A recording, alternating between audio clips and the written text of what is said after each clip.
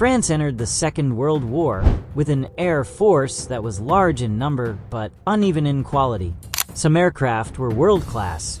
Others were already outdated before the first shots were fired. This is every aircraft France used in World War II explained.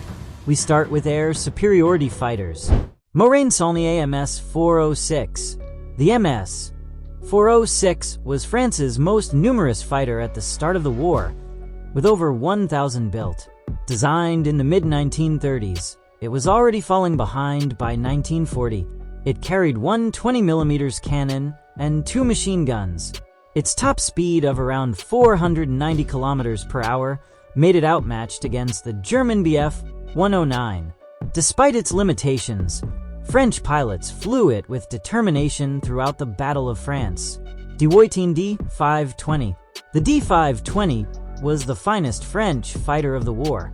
Fast, agile, and well-armed with one 20mm cannon and 4 machine guns, it could hold its own against the Bf 109. Around 760 were completed.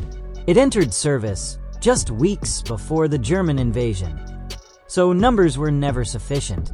After the armistice, the D.520 continued flying with Vichy forces and later with Free French units in North Africa. Bloch MB.152. The MB.152 was a sturdy single-seat fighter that suffered from a troubled development. Early production aircraft arrived without gun sights, and some without propellers. Armed with 2 20mm cannons or 4 machine guns, it was a capable design when working correctly. Around 140 were operational in May 1940. It was heavier than the D.520 and lacked comparable speed, but still contributed meaningfully to French air defense during the campaign. Curtiss H-75 Hawk. France ordered the American-built Curtiss Hawk 75 in large numbers before the war. By May 1940, the Armée de l'Air had received over 300.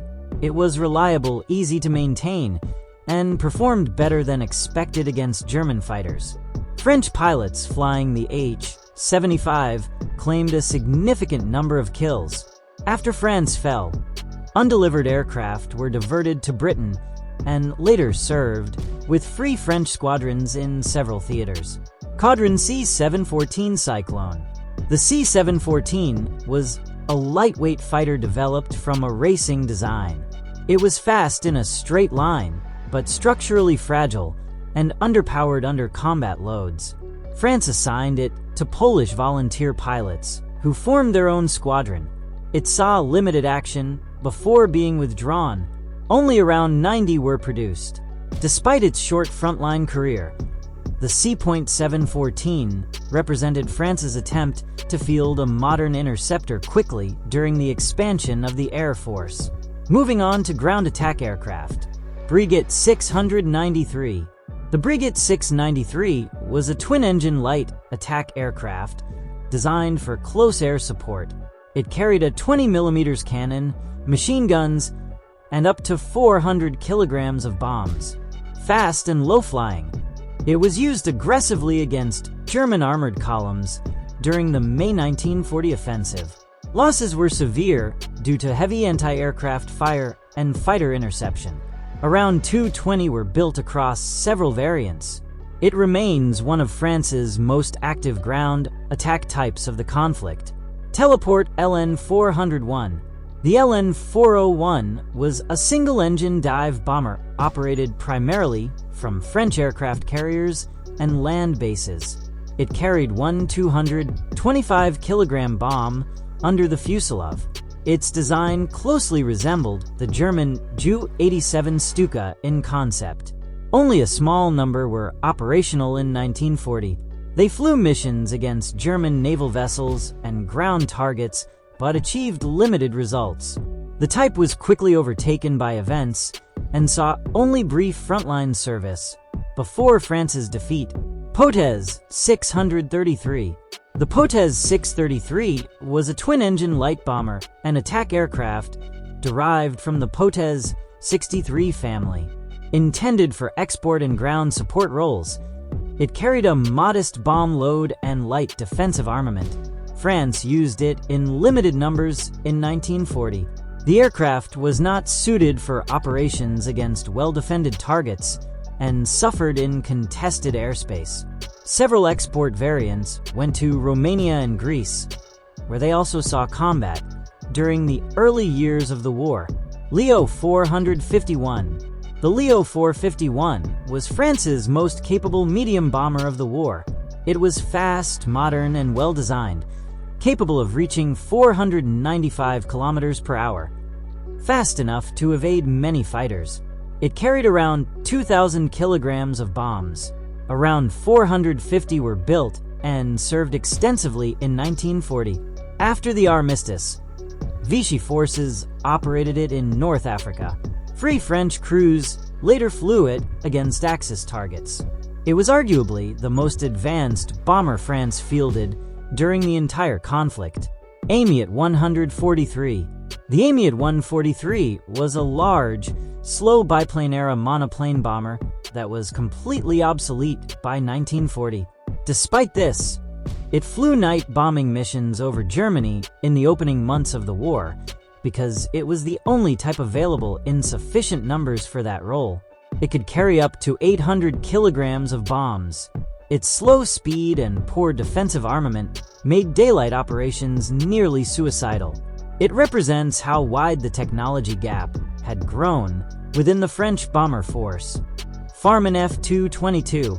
The Farman F222 was a heavy bomber with an unusual high-wing parasol design and 4 engines. It was used for long-range bombing missions, including early raids on Berlin in 1939.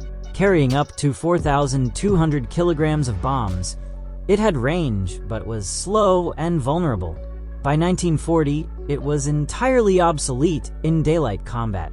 A small number continued night operations, like the Amiot 143.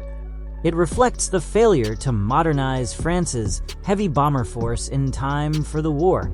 Bloch MB.152. The MB.152 was a twin-engine monoplane bomber that entered service in the mid-1930s. By 1940, it was considered second-line equipment and mainly flew night missions. It carried around 1,600 kilograms of bombs, but was slow and difficult to defend. A number were exported to Romania, where they also flew combat missions. France used the MB.152 to fill gaps left by insufficient numbers of modern aircraft. Its service life in a frontline role was effectively over before the German offensive began. Next are reconnaissance and patrol aircraft. Potez 6311. The Potez 63.11 was France's primary tactical reconnaissance aircraft of 1940. It was a 3-seat, twin-engine design that flew low-level observation missions over the front lines. Over 700 were built, making it the most produced variant of the Potez 63 family. It was lightly armed and frequently attacked by German fighters. Losses were very high. Despite the dangers, Potez 63.11 crews provided critical intelligence to French ground commanders throughout the 6-week campaign in France. Bloch MB.154. The MB.174 was a fast twin-engine reconnaissance bomber that could reach 530 kilometers per hour, faster than most fighters it would encounter. Developed from a bomber prototype, it was adapted for high-speed photographic reconnaissance. Only around 50 were operational before the armistice. Pilots praised its speed and handling. The type also flew some light bombing missions. The MB.174 represented what French aviation engineering was capable of when given time and resources, but it arrived too late to make a strategic difference.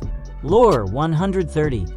The Loire-130 was a single-engine maritime patrol flying boat used by the French Navy. It flew reconnaissance and anti-submarine patrols from shore bases and warships. Around 120 were built. The Loire-130 equipped French cruisers and could be launched by catapult. It saw action during the Norwegian campaign, and in French colonial waters. After the armistice, several continued flying under Vichy naval command. The aircraft was not built for combat, but served consistently in its patrol and observation role. Now we look at transport and utility aircraft. Potez 650. The Potez 650 was a twin-engine transport and utility aircraft that served with the French Air Force in secondary roles. It carried passengers, light cargo, and was used for liaison and communication duties. A modest number were in service by 1940. As the German advance accelerated, many transport aircraft were used to evacuate personnel and supplies. The Potez 650 was not designed for combat and played no fighting role, but utility transports like this kept operational commands connected throughout the campaign. Caudron Simon. The Caudron Simon was a light 4-seat monoplane originally designed as a fast touring aircraft. The French Air Force adapted it for liaison, communications, and light transport work. It was fast for its class and easy to operate from improvised fields. The Simon had also won fame through record-setting flights before the war, including routes across the Sahara. In military use, it served quietly in staff transport and courier roles. A number remained in service throughout the early occupation period with various operators. Next come trainer aircraft. Morane-Saulnier MS-230. The MS-230 was a 2-seat biplane trainer that served as the standard basic trainer for the French Air Force throughout the 1930s and into the war years. Hundreds were built and widely used at flying schools across France and its colonies. After the armistice, it continued serving under Vichy aviation schools. Some were also used for liaison duties. Straightforward to fly and reliable to maintain, the M.1.230 trained an entire generation of French military pilots who would later serve in multiple theaters of the war. 19. Caudron C-270 Luciole. The Caudron C-270 Luciole was a light biplane used for primary flight training in France. Simple, forgiving, and inexpensive to operate, it introduced student pilots to the fundamentals of flight. The Luciole was widely used at civilian aero clubs that also fed pilots into the military system. Production numbers were relatively small, but the type was common enough to appear at numerous training facilities. Like most trainers of the era, it carried no armament and played no combat role, but its contribution to building pilot numbers was steady and consistent.